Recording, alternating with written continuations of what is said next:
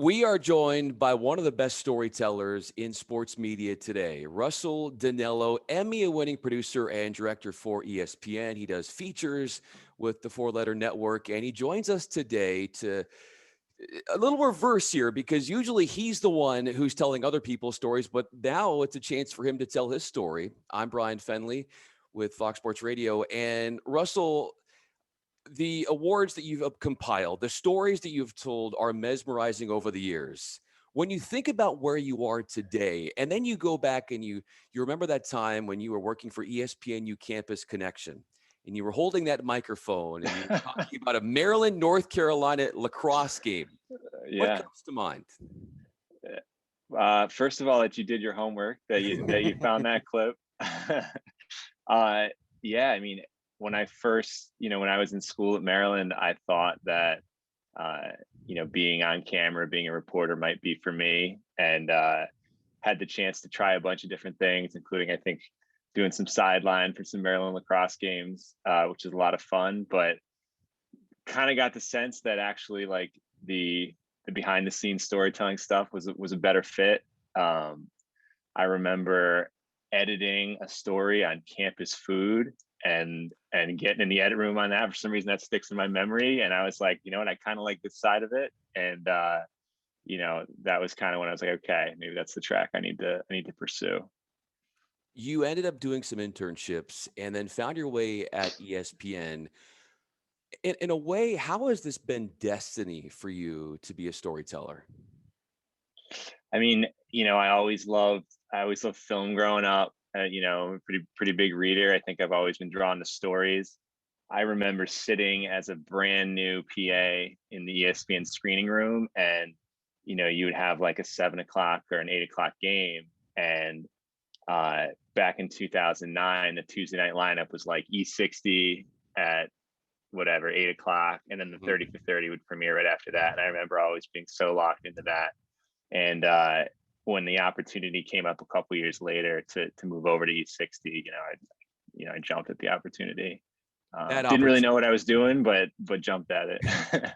When that opportunity came, knowing what you knew at that time about the ability for you to use your creativity in that realm of movie making and feature making, what was that moment like when you figured out and found out that you would be going to E60?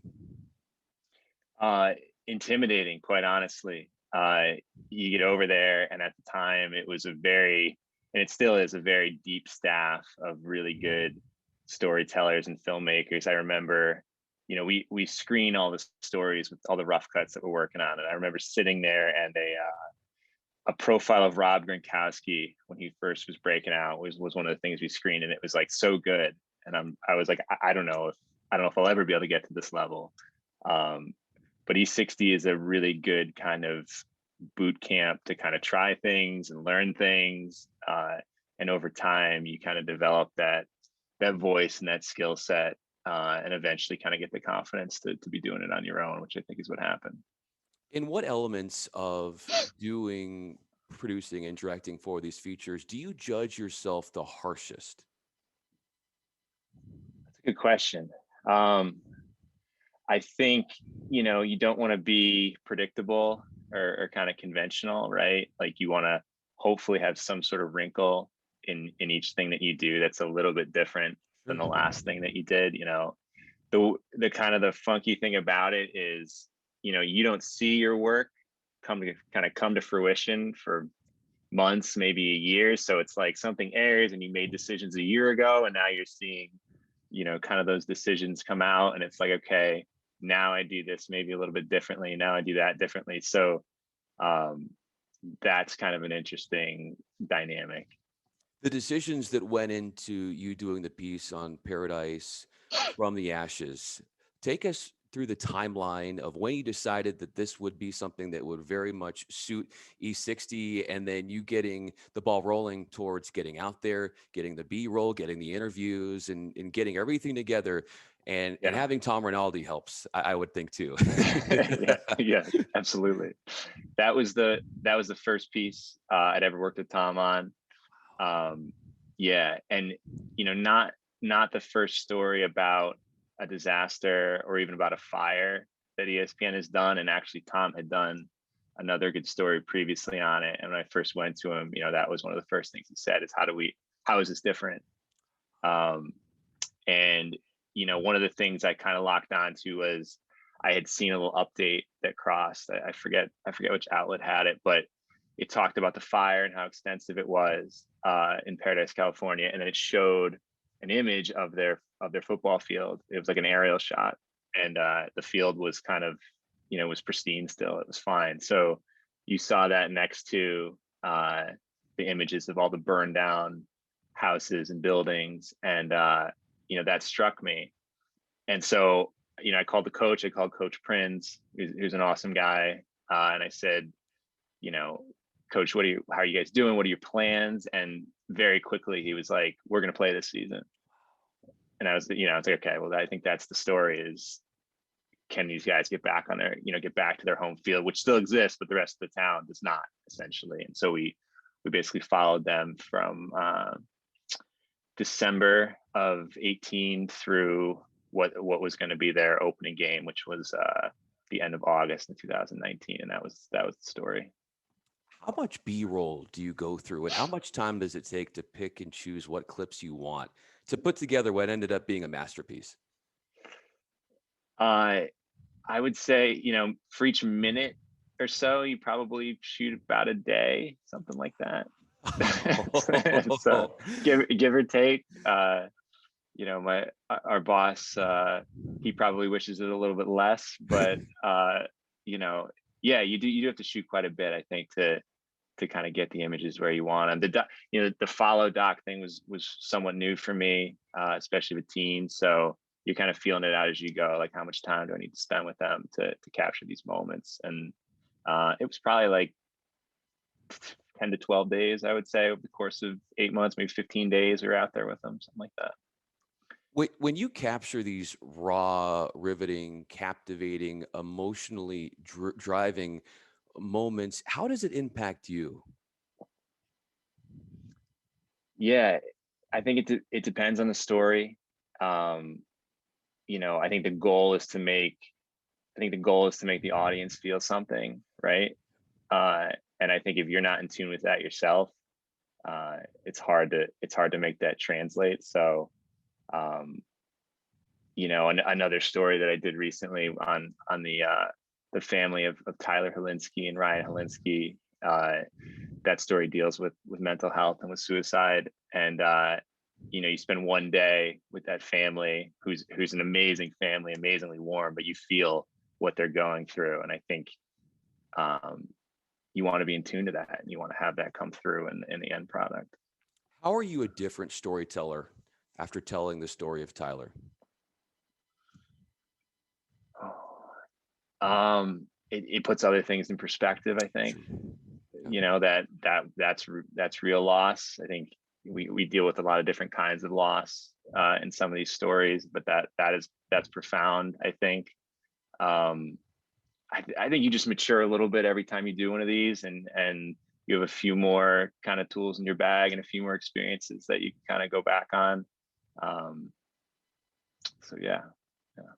The search for Sky piece, that was very profound, and obviously working with Shelley must have been fantastic as well. I would love to hear how that came into being one of the projects that you worked on, and how you were able to tell the story of Sky and really document her rise and then her struggles later on. So Sky was a story that my former boss, his name's Ben Hauser, he was another really great producer on E60. He brought to me, and I think it was a Washington Post piece. It's like, hey, there's this basketball player, kind of a phenom from the DC area, and basically we think she's living in one of the parks in DC. So the conceit was kind of, let's see if we can find her, and we'll actually kind of document the process of trying to find her. Which, as a producer, you always want to control everything to the max. So that was a little bit of a scary prospect, to go down into DC with some cameras and not know what you're going to find. We found her the first day, I think, after a couple hours. She lives in a park down there near the White House. She and Shelly Smith really connected, I think, right off the bat. And so that kind of became our starting point, and we sort of worked backwards to try to tell the story of of her ascension as this awesome prospect, and then also kind of what happened in her life that led her to the point she was at. We're joined with Russell Dinallo. I'm Bryan Fenley, and of course, Russell is with ESPN as a features producer. How much control do you like to have over the elements in which you film? You certainly want to let the moment breathe if you're capturing something raw, but at the same time, how hands-on are you with all the assisting personnel that have to come together to make all of these pieces possible? Yeah, you put a lot of trust in your crews and your DPs that you bring along. I think you guys got to be on the same page. It really depends on what you're shooting. An interview obviously is a very controlled thing. I want it to look like this. I want the frame to look like this. I want this to be the second shot. There's situations where you're just kind of following people, and you want it to be very verite, and certain shooters have a different skill set where they're really good at that. Guys who maybe shoot action, shoot games, things like that. So you want to pick the right guy for that. And then sometimes you want to do something that's like a little bit stylistic. Like maybe you want to have Rob Gronkowski, spiking watermelons on the ground as part of your story, which my colleague did. And that's another skill set. So I think you got to decide, what do you want it to feel like, and then pick the appropriate tool. If you were to pick the appropriate crew, and this is certainly a made-up situation, but to do a story on your own life and look at you in that way, as like you look at others right now, what would be the challenges that would be thrust to the forefront of these pieces that you were able to overcome through this journey that you've been on? Well, first of all, anything that took the attention off of those YouTube videos that you found earlier. My old college stand-ups, we don't want those. I watched those, man. You have a great voice. You have a great command.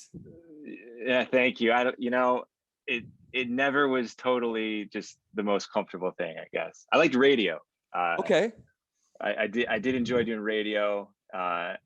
We scratch track our pieces sometimes before the the reporter does, and you can kind of put on your narrator voice there for a minute. Still, it's just fun sometimes. But yeah, it just, like I said, it kind of behind the scenes ended up being a little more comfortable. But my own story, that's a good question. I'd have to think about that. How about your work ethic? What makes it stand alone? I think like anybody, I think that's kind of at this level, you certainly have to grind on things. And there's a balance. I think there's time. It goes in cycles. There's when a story is kind of its early stages and you're just pitching and researching, it's not as tough. I think sometimes when you get close to your deadlines, it can be a real like nights and weekends kind of deal. You got to be willing to put in the work, I think. And I think if you're passionate about it, that goes hand in hand, and you're a lot more willing to put in the work than if it's something you don't enjoy. Final question. Russell Dinallo with us with ESPN. I'm Bryan Fenley. Speaking of putting in the work, if there was constructive criticism about your work that your wife gave you, what is it? And what comes to mind? It's not an if. There's definitely it's definitely happened. Take risks, push the envelope, be confident in yourself. It's easy to second guess things, even if you've been doing it for a while. Should I try this new thing? And I think I like my stuff better when I take some risks, when I push it a little bit as opposed to playing it safe. I think she would say the same thing. So yeah. It sounds like it's been a great recipe. The innovation, it captured my eye and captures the millions who watch your work on ESPN. Russell Dinallo, thank you so much. Really appreciate your time. This has been really fun. Appreciate you having me on, Bryan. Thank you.